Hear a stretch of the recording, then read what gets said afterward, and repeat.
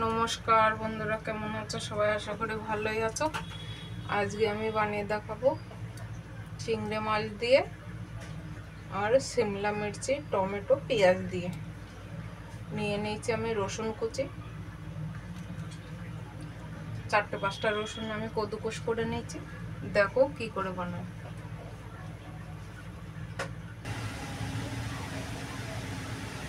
কড়াইটা গরম হয়ে গেছে, দিয়ে দিলাম তেল। মাছটা আমি ভালো করে ভেজে নেবো।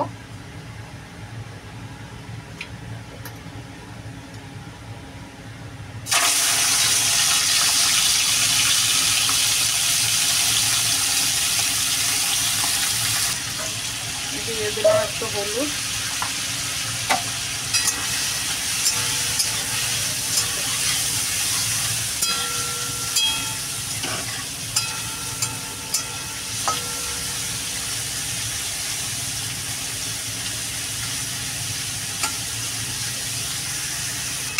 দেখো চিংড়ি মাছগুলো ভাজা হয়ে গেছে।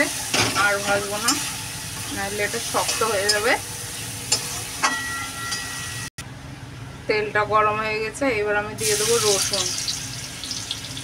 রসুনটা একটু ভালো করে ভাজা ভাজা করে নেবো, পুরো লাল লাল করে।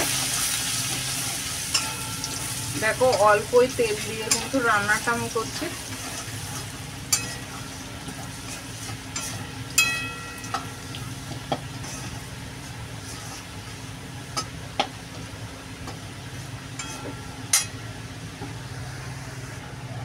দেখো রসুনটা লাল লাল করে ভেজে নিয়েছি। এইবার আমি সবজিগুলো সব দিয়ে দেবো।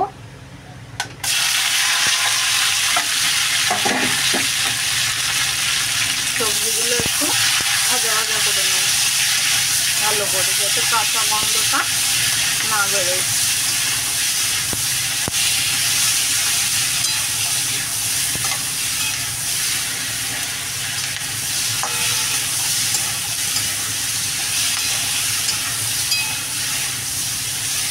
আজকাল বাচ্চারা কিন্তু চিংড়ি মাছ খুবই পছন্দ করে, আর যদি এইভাবে বানানো যায় তাহলে তো কোনো কথাই হয় না।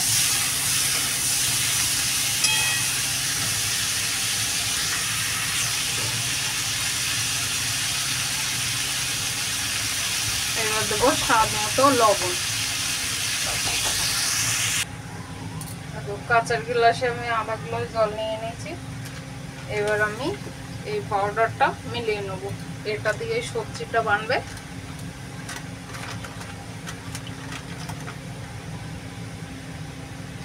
2 চামচ দিয়ে দেবো এই পাউডারটা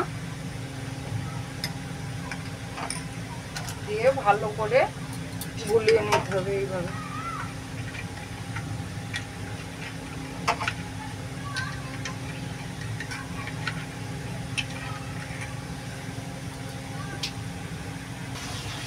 দেখো সবজিটা কিন্তু ভাজা ভাজা হয়ে গেছে,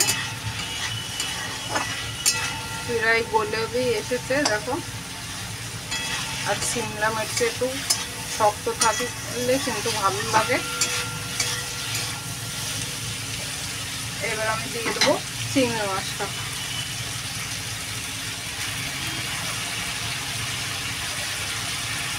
চিংড়ি মাছটা দিয়ে আর একটু নাড়াচাড়া দিয়ে নেবো।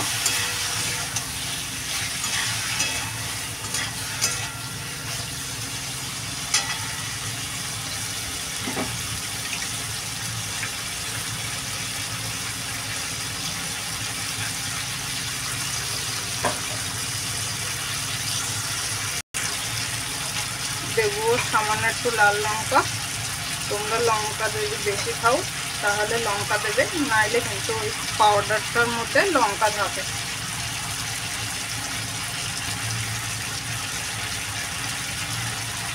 এবার আমি পুরো জলটা দিয়ে দিলাম,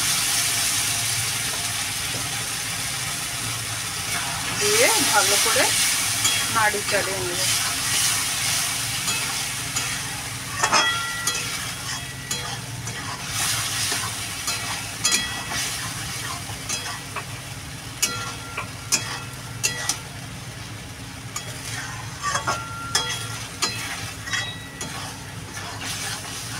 এবার আমি গ্যাসটা বিলকুল বন্ধ করে দেবো। বন্ধ করে দিয়ে আমি 5 মিনিটের জন্য ঢাকনা দিয়ে ঢেকে রাখবো। সবজিটা কিন্তু আমার বেনে গেছে।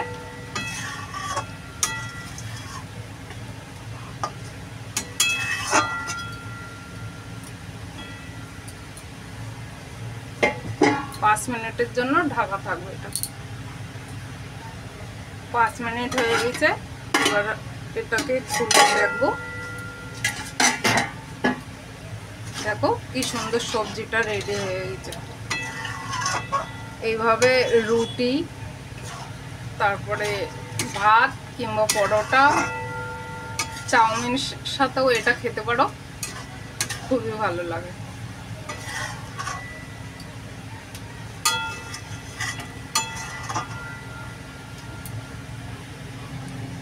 দেখো সবজিটা কি সুন্দর বেনে গেছে।